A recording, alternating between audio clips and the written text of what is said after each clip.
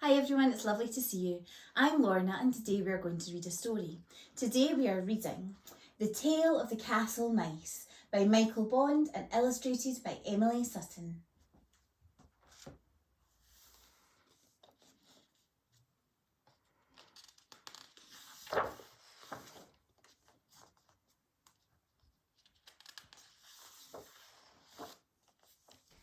Once upon a time, there was a family of mice who lived in a doll's house.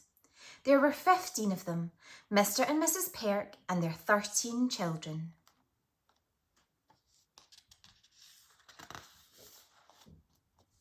Their house was owned by a rich earl who lived in a castle, and apart from having one wall missing, it was very grand.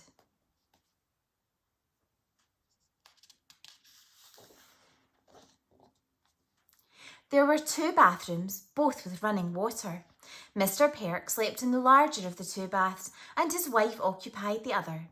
The children made do on shelves in one or other of the many rooms. Being unusually large, the doll's house was full of nooks and crannies and could have taken many more children, but Mrs. Perk decided to stop at 13. Enough is enough, she said. The Perks rose early every morning and polished the silver, shook the rugs, and swept up after themselves. Afterwards, when lots of visitors came to visit the castle, they disappeared through holes in the wainscoting, and there wasn't one to be seen. All the visitors to the castle said it was the best kept doll's house they had ever come across, and many of them took photographs of it.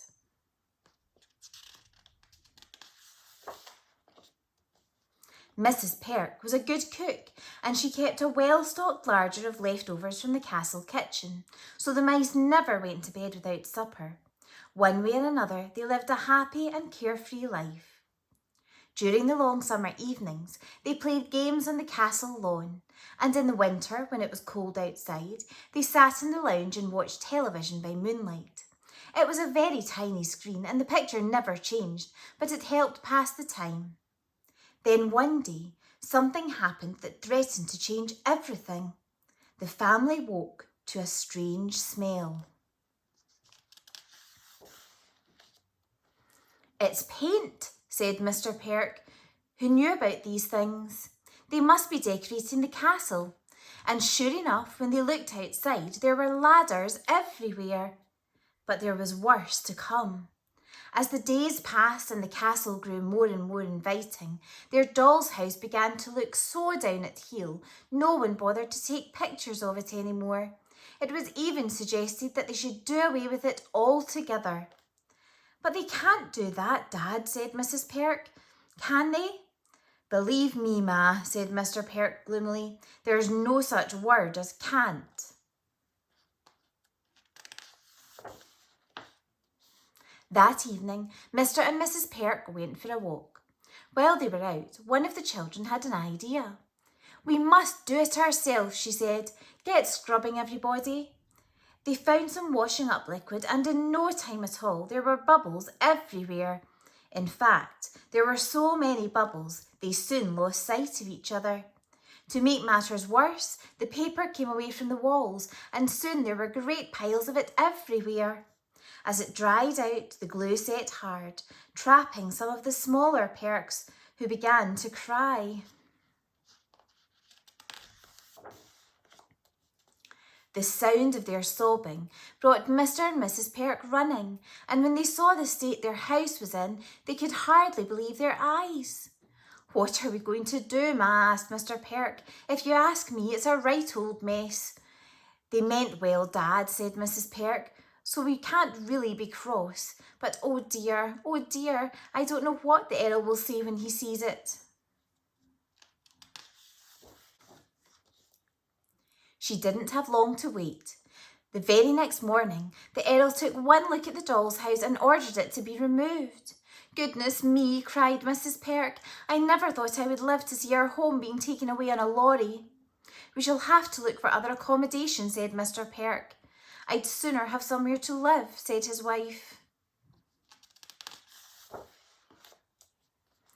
But with winter coming on, it wasn't easy to find anywhere, and in the end they had to make do with a garden shed belonging to the castle.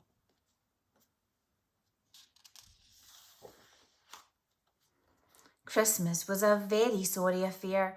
Food was scarce, nobody had any presents, and they had to pile on top of each other to keep warm.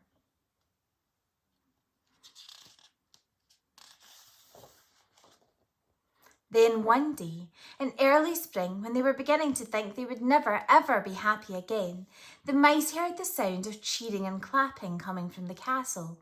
"Hush, everyone," called Mrs. Peark. "By popular request," said the Earl as the first visitors arrived, "the doll's house has been restored by some of the best craftsmen in the country. I wouldn't mind living there myself instead of in this great castle," he added amid laughter, as everyone rushed to take pictures.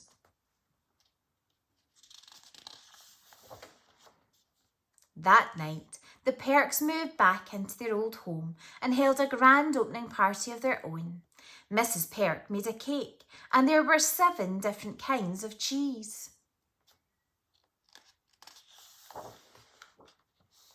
"Just think, Dad," she said, when it was all over and the children had gone to bed. "They may be small, but if they hadn't made such a mess trying to help, this would never have happened." "Good things often come in small parcels, Ma," said Mr. Perk. "And if you ask me, the Earl needs us as much as we need him. I think it's high time we went to bed too." "Lights out, everyone," he called.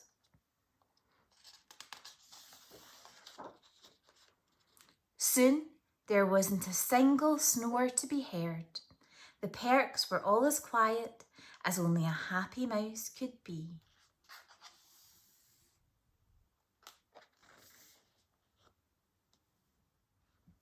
The end. See you next time.